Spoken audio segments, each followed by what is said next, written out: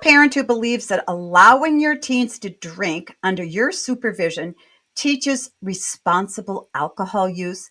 Today, we're diving into this controversial topic with Dr. Claudia Black, a renowned addiction specialist with over 40 years of experience. Her upcoming book, Your Recovery, Your Life for Teens, offers a trauma informed approach to help adolescents understand and overcome substance abuse. Dr. Black, thanks so much for joining me today. Hello, I'm pleased to be here. Uh, Great book. This is great. So let's talk about teenage drinking because I get this question all the time, or comment rather. Well, I'm going to let my 15-year-old drink in my home because she needs to learn to drink responsibly. Or, and the worst one I get is, yep, my 15, 16-year-olds go to parties on the weekend and the parents allow the kids to come in the house. They lock the doors, they take the car keys, and they say you can drink whatever you want. And my hair on my back of my neck stands up. So many parents think that supervising their teens' alcohol um, leads to responsible drinking. What do you say, Claudia? And what does the research show? Oh my. It does not lead to responsible drinking. That's clearly what the research shows. I think the reality is kids, one, don't want to be drinking at home. That's not where fun is. And kids are drinking to be with their peers. They're drinking to have fun, and that doesn't mean drinking at home under some level of supervision or even permission. All it really does is adds to the drinking that they're already doing outside of the home. And it's really giving them the message that, one, it really is okay to drink. And they're hearing what you say about being responsible. But as responsible as your kids are, what we have to remember is they are still Mm-hmm. kids and they still have a developing brain. Mm-hmm. And the permission to use alcohol, um, all it does is it makes it easier for kids to be out there drinking, not feel particularly guilty about what they're doing because after all, you've supported them in their drinking, and it just adds to the drinking that they're already doing. I wonder if they feel that it will help their teen grow up. Maybe they feel that they want to show that the teen that they trust them, that they think they're really older than they are. So their idea is I'm going to teach my child that alcohol is okay, but that they can control it so that then when they go to a party at a friend's house, they won't drink too much. Talk about that a little bit. Well, it just doesn't work. I mean, it's a great theory, and we have a lot of wonderful theories out there. It's a great theory. It just doesn't work in theory. Mhm. And, your kids that are drinking at home, as I say, the whole purpose in their drinking is to really have a sense of belonging, and they're much more interested in that sense of belonging with their peers than they are with their parents at Mhm. this time. And that they may show that they can drink and not lose control and not seem to want to drink more in front of the parent, um, but I mean it's just a false Mhm. premise. I think one of the key things we know about parents is you're doing the best that you can, Mhm. and you believe that most kids will drink and most kids will drink, and so you're trying not to have the wool pulled over your eyes. And so that's a part of, okay, you can drink, but you're going to drink at home, and we're going to make sure you're safe, or we're going to take the car keys, and we're going to make sure that you don't go out and get in some kind of serious car wreck.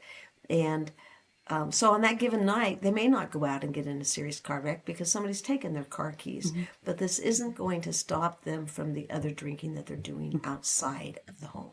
So it's sort of a stopgap measure for that given moment. Mhm. Um, but it isn't going to really prevent what it is that's happening outside of the Will home. it encourage it? I mean, if a teen is used to drinking wine at home or a beer here and there, and then they go to a friend's house, are they more likely to drink or less likely to drink? Thinking, well, my parents let me drink one or two, that's my limit. Or are they more likely to go, yeah, I know how to do this. I can just drink whatever I want. Is there any research that shows if it leads them to other behaviors when they're not at home? I'm not aware of any Hmm. research, but what I would think that is if I have permission to drink at home, then when I'm out with my friends and it's available, Or I'm the one who initiates it Yeah. because, I can drink at home. I know what it tastes like. Hey, we're going to have a good time. So I'm maybe the one more apt to initiate it. I'm certainly just as apt to drink. And but I'm certainly going to be drinking with far greater gusto when I'm with my friends. Mhm. I have a lot more to prove when I'm with my friends. Um, we're not drinking in this controlled kind of state, nor do we want to drink in this controlled kind of Right. state. A Right. state. Right. And And I I think the think, other thing that yeah. we need to remember is the kids aren't just drinking. They're popping pills, they're smoking cannabis, um, and it's sort of a false sense that alcohol is, by the way, still the number one drug. I wouldn't say it's not the number one drug that's being abused by young people today. It's really cannabis that's the number one drug that's being abused. But alcohol is certainly right up there. Hmm. And, we can get really carried away with other kinds of street drugs Hmm. and be fearful our kids are using those. So I do want to say it is important that parents pay attention to the use of alcohol. Um, I think one of the most important things parents need to be aware of is that their own behavior, their own usage is probably going to be the greatest influence on what their Mm. kids do. In terms of what do you model for your kids? Do you model for your kids that when you're under stress, you use? Is it the only way you know how to have fun with your friends? Are you always using? Hmm. Are the it's always important to look at family pictures. Does everybody have a beer in their hand? Does Right. everybody got a drink in their hand? I mean, how many times do young adults and older adults go back and look at family gatherings and they're all around drinking? Hmm. And it can become such a norm for the family. It becomes a norm for the extended family. Sometimes we live in communities where that is the norm, that we don't even recognize the message that we're giving kids. Right. Um, so if they really want to influence their kids, it's not about giving them permission or not giving permission to drink in the home. It's really about what is your own usage all about. Mm. And I think it's also, and you said something really important at the beginning, is kids are more influenced by their parents. Now, during adolescence, they're going to be influenced more by their peers. There's a stage in which that peer influence is going to be stronger. But we have great opportunity for prevention of misuse and abuse in those earlier stages. I oversee a young adult treatment program here in Arizona. And it was just yesterday I sat in a group, and this young man, 24 years of age, who's been in trouble with his use of alcohol since he's been a teenager, he says, I just don't want to disappoint my parents. I Ah. just want them to love me. And, I think that when we have kids that are in trouble, we can get so angry with these kids and that kids can act so disrespectful of the parents for so many years. But bottom line is, kids just really want to know that they're loved. Hmm. And, I think, as I was saying, parents, whatever we do as parents, we do because we love our kids. And we really want to do the best by them. And that's why we come up with these silly, if you're going to drink, you're going to drink here in the house. Hmm. But as I say, the most important thing that you can do is take a look at your own behavior Right. around drinking and using. What that message gives those kids. It's like cell phone use as well. Oh, It bothers kids more that their parents are on the cell phones than it bothers parents that their kids are because, there's a lot more at stake. Before we move yes. on to, and I do want to move on to why kids are drinking, but for you to just comment on the whole idea that, parents will allow teenagers to come in and have these parties and they're drinking and, take the car keys away. Again, it's that same mentality. I'm the parent that's going to be accepting of kids. I'm going to allow you to be safe. What's wrong with the message that kids get from that, and also the behavior that goes on in the homes? I think that what this is, parents need you to be the best parent. They do not need you to be their best friend. Hmm. And parents get very confused about that. And they feel like it's such a compliment when the 15-year-old says, "Oh, my mom is my best friend." Um, it isn't mom's role to be the best friend. Hmm. Certainly you like your kids to like you and to not have to go through the power struggles that are so often common in adolescence, for which not everybody has those power struggles, by the way. But again, being the best parent means that you have rules and you have expectations, and that when they're not followed, you also help kids see the choices they make and the consequences to those choices. And that's really hard. It's very hard to set limits. Well, Part is and kids want you to have high expectations of them. They they want to absolutely do. believe that you're the parent who knows that they don't need to drink, that they're not the ones that are going to go to the parties because, they live very differently. And I think sometimes as parents, we forget that our kids really want higher standards from us. They don't always want us to go to the lowest common denominator of behavior from all their friends. Let's talk about substance abuse. And I love this part too that you go into. You talk about substance abuse from underlying trauma, like loss or maybe somebody's bullied.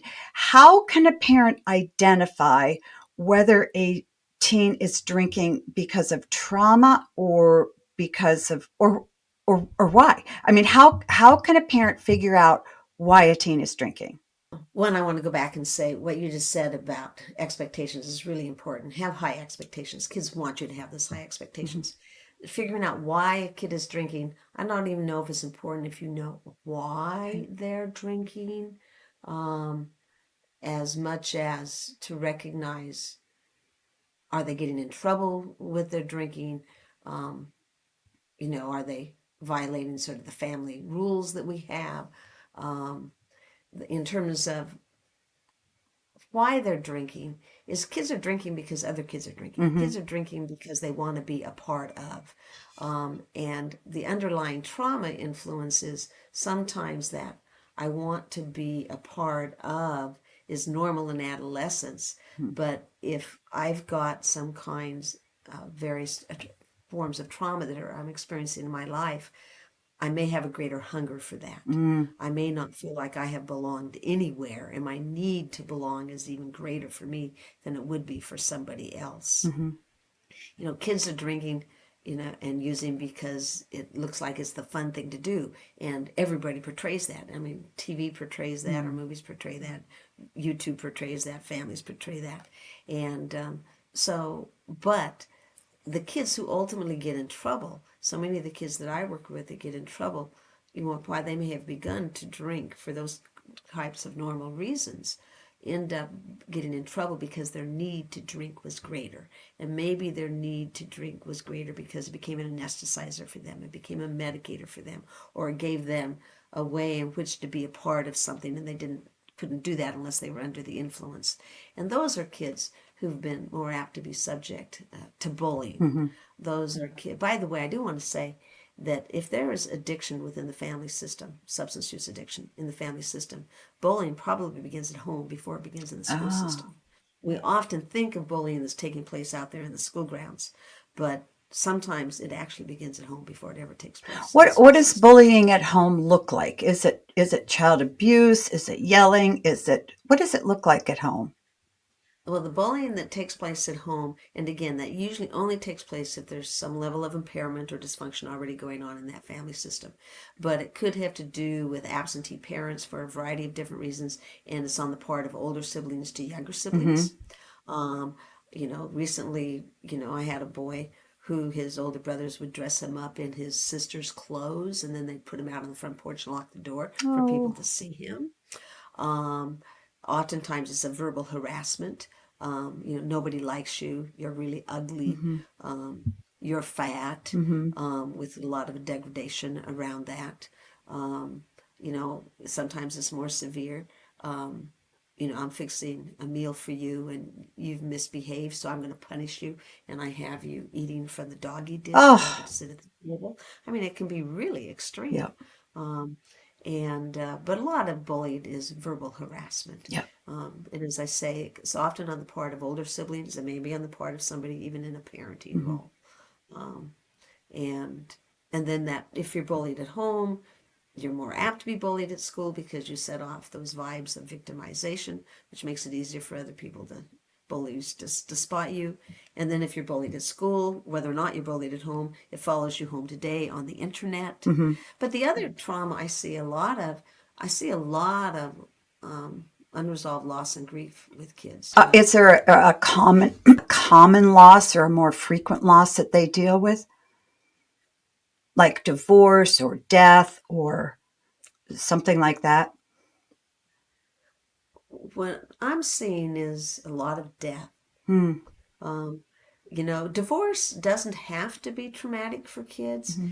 What the word that I use is acrimonious divorce. Mm-hmm. Divorce is traumatic when it is acrimonious. And often when it's acrimonious, it goes on for months. It may go Mm-hmm. on for a couple of years. And it does not have to be traumatic for kids. The old question is, are kids better off with parents staying together? I had a kid in group yesterday that said the very same thing. He said, I have always been a burden to my parents. They never would have stayed together had they not had kids, and they should have never been together. Um, again, may not have been real happy had the parents divorced, but certainly wasn't happy by the parents staying together Yeah. and being very harsh and mean and cruel to each other for 15, 18 years. Right. So I don't want to say it's divorce by itself, but we see a lot of unnatural death. Now, natural death is you lose a pet, a natural death is you lose a grandparent, but we're seeing a lot of kids today losing friends because of drug overdoses. Mm. I've seen a lot of kids who have parents who have overdosed, parents who have suicided, death that could come from an illness, from a car accident. Um, but I see, again, a lot of death related to drug usage. If they're somehow exposed, more part of that alcohol and drug world, they're seeing more death related to Mm-hmm. that. And kids, and the high rate of suicide amongst kids today, they have peers who are Mm-hmm. suiciding. I talk a lot in my work about emotional abandonment. And so much of the trauma is connected to, we always say the hurricane for a lot of these kids is in the family system. It's not outside of the family Mm-hmm. system. When I say the hurricane is in the family system, what I mean by that is having highly unrealistic expectations of your kids. And therefore, no matter what they do in their mind, it is never good enough. Mm-hmm. And they push, they excel. I see a lot of kids with a lot of co-occurring depression. They're struggling because they've strived to be so perfect for their parents. But as I say, no matter what they do, somehow it's never good enough because the expectations are too unrealistic. We see a lot of abandonment due to criticism, ridicule, sort of that bullying that I was talking about.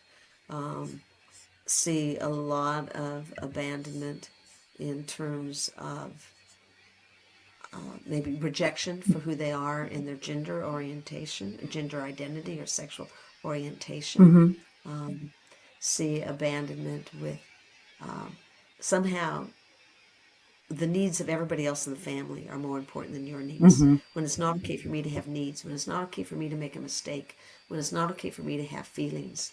I had a young woman the other day who said, we didn't do feelings in our family. Oh, We yeah. just simply didn't do Yeah. feelings. And so therefore that child is put down every time she shows a feeling, every time she says she's scared, every time she shows that she's sad. Heaven helps she get angry about something. Right. None of that is really okay. Let's assume we have parents with a pretty decent relationship with their kids and they don't want their kids to start drinking. How can they talk to their kids about the risks of substance abuse in a way where kids will accept it?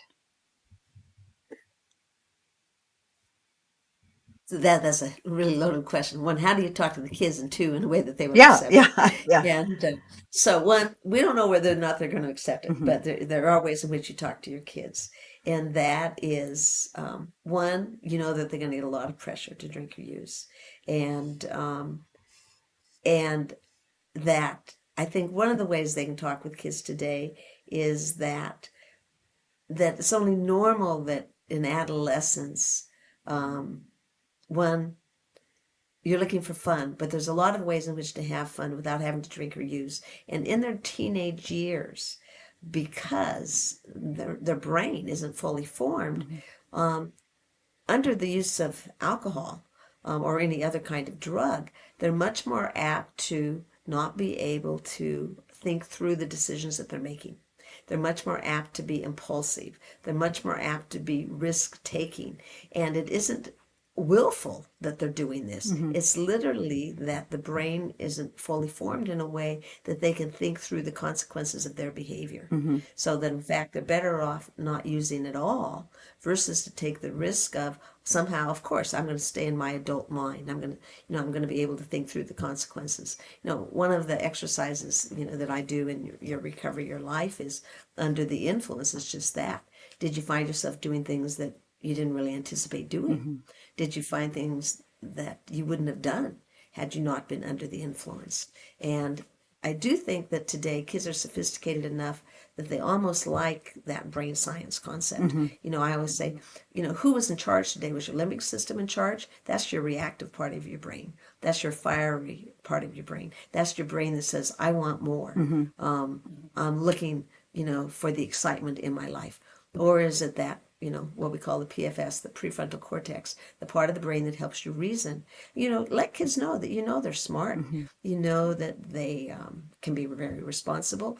But under the influence, people lose that ability. And they particularly lose that ability when the brain is not fully formed. And you're not asking them to never drink in their life. You're Mm-hmm. simply asking them to not drink at this Yep. stage. Just Now, postpone. ultimately, Mm-hmm. they can make that decision for themselves as they're older. But right now, at this stage, it has nothing to do really with how you feel about them. It really has to do with what we know happens when people drink and use. Yep.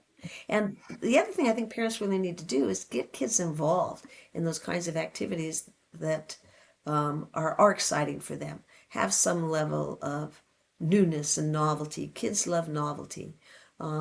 And those things that can be things like getting them involved in theater, Mm-hmm. getting them involved in rock climbing. Some kids are going to be more physically oriented than others.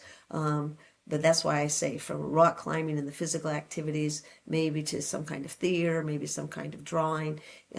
See what you can do at a young age to get them involved in things where they're going to meet other people, find a group of people.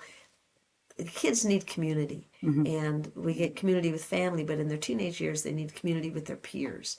And can we get them involved in a way they have some level of community? And I say that because some kids are going to be more extroverted and really want to embrace numbers of people. Other kids are more introverted. Mm-hmm. And what can they do with 2 and 3 and 4 people? It doesn't have to be a big group of people, but just so they feel that they are a part of, and have their own peers that they can share with. And so, I say, What does a parent do when they find their kids in high school hanging out with a group of kids who drink a lot? And parents always hope that their kid is the one in the group who doesn't drink. But if a parent is seeing their child, teenager, being influenced by their peers who are drinking a lot, what do you say to the parent? What are your recommendations to the parent? to do what you can to limit that as much as possible. Mm-hmm. And that may mean having more family activities where you expect your kid to be there. Mm-hmm. No, they're not going to be out tonight, that they're going to be with the family. And that means you may have to tolerate a kid who pouts. You may have to tolerate a kid, who sits off in the corner and doesn't want to engage. Mm-hmm. We have to be willing to tolerate that level of uncomfortableness with our kids Yeah. at times during their teenage years. And parents don't want that. Mm-hmm. But that's going to be a part of being the parent. Yeah. So one is you put some limits on how much they're out of the house. You put limits on, you want to know who they're with, where they're going, and you simply say no. You have consequences when they don't come in on time. You talk to the parents of the other kids. When they say, I'm going to be with so-and-so tonight, you call the other parents and say, Joe says he's going to be with your son tonight. And they say, we didn't know anything about that. Mm-hmm. Because maybe their son was one that your kid knew that you like that kid, but he's off with other people. Right. So parents are so busy these Yeah. days, and we want to trust our kids. And again, I think what we have to remember is, yes, we want to trust them, but they're still kids. They're still kids. And I think sometimes parents so much want to believe that their kids aren't doing bad stuff. A, because they don't want to believe something negative about their child, and B, they don't want to have to deal with that, because if they know their That's child is right. drinking too much, they'll say, "Oh, it's like with with an alcoholic. Oh, I'm not really drinking that much, or they're not really drinking that much. It's really not a problem." So let's talk about recovery. First of all, when can a parent recognize, because I imagine they recognize before the kid recognizes that there's a problem that they need to help, and then where do they start? Where does a parent start in the recovery process to get their child going and invested? First of all, one of the things I want to say is it is so working with these kids all have secrets. Mm, By the time a parent realizes their kid is in trouble, I can almost guarantee you your kid is in far more trouble than what you think. mm-hmm. So if as a parent you begin to say, gee, I think my kid is in trouble, hear me, they are in far more trouble Yeah. because usually the kids actually know they're more in trouble before the parents know. Hmm. Um, and so by the parents do know, get some help. Mm-hmm. Because if you're starting to suspect there's something wrong, yes, there is probably something wrong, and it's more than what you're aware of. And it's probably more than your young person can tell you, because at that point, they don't want to disappoint Mm-hmm. you, they're embarrassed. Things have happened maybe under the influence for which they feel some shame. Should Know that you a parent go ahead. approach their child first and say, I think there's a problem. I want to help you, or should they go and find help themselves and in order to help their child? Because sometimes parents just don't know what to do. So, I'm going to recommend that you go get some help for yourself, okay. in terms because that will help you know how to approach your child. Mm-hmm. Um, and that also can help you know where some additional help is for your child. So when I say help for yourself, um, I'd go to a local community mental health center and as a parent and say, I'm a parent concerned about my son or daughter's using, and I need somebody to talk to about that. Mm-hmm. And again, it can be a private practitioner, and or it can be local community mental health center, but go simply as a parent and I'm concerned about and I want to talk to somebody, Mm-hmm. because then that somebody can help you sort of navigate what's available in the community. That somebody, you can call up a school counselor Mm-hmm. if you have school counselors. Some schools do, some do not. And to say, I'm a parent who is concerned. Is there somebody that can talk to me about this? And what kinds of resources would you have? Is this something that you do in your school? Some schools do have student assistance programs, some schools do not. So find out what's available in your school system as well. Um, What are the two most important factors in predicting a child's recovery? Are there? Parent involvement in the recovery process is by far the single most important factor.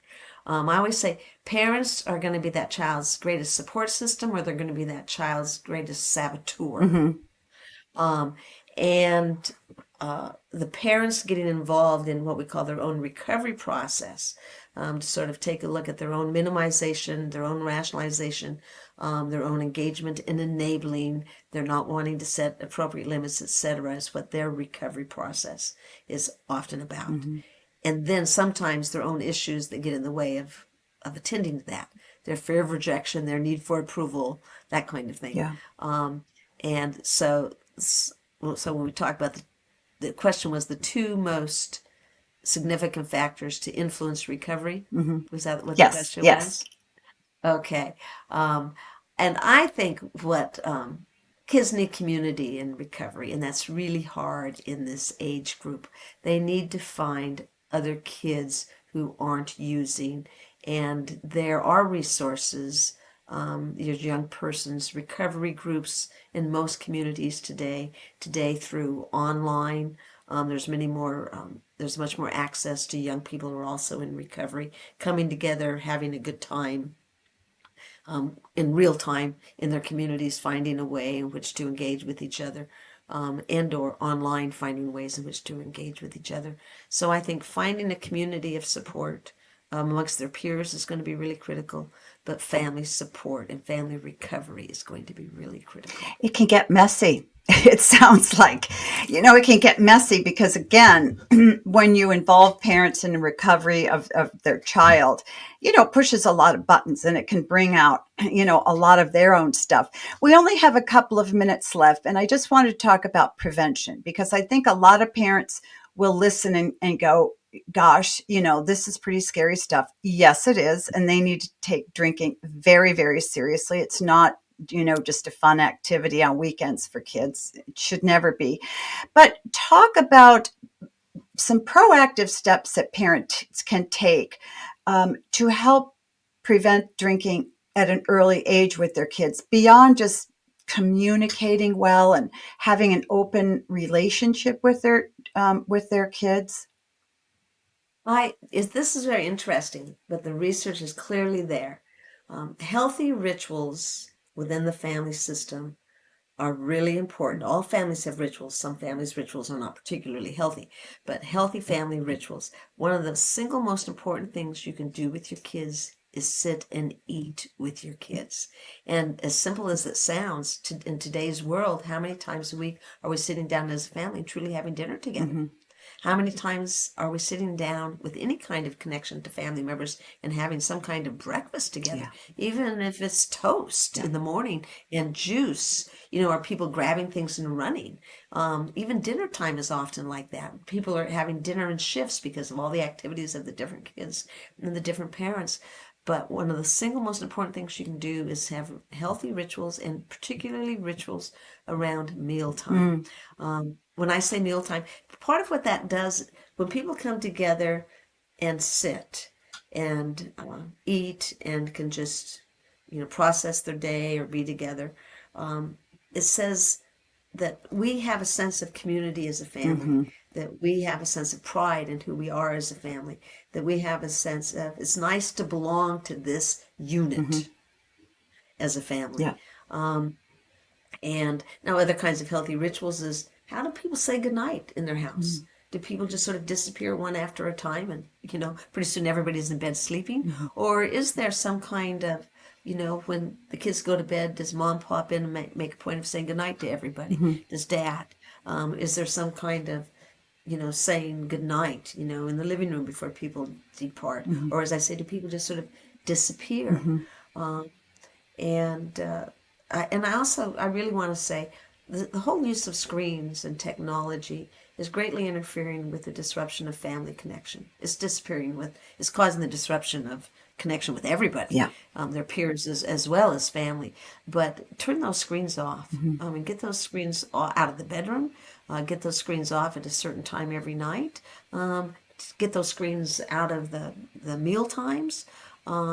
Really pay attention to screen use and start that at an extremely young age, because that is going to fuel major disconnection within families. You and I are cut from the same cloth,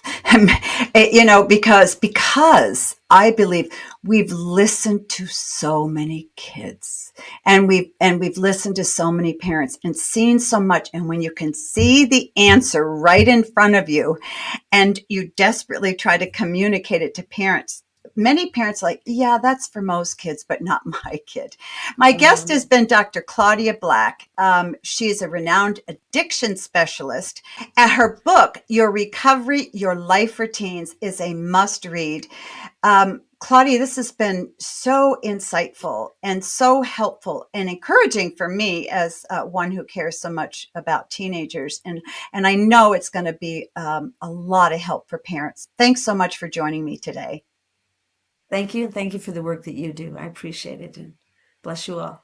Thank you.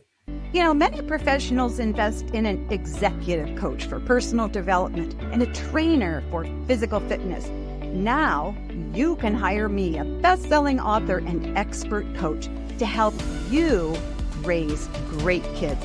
I've over 35 years practicing pediatrics and an extensive experience decoding what your kids need and think about you.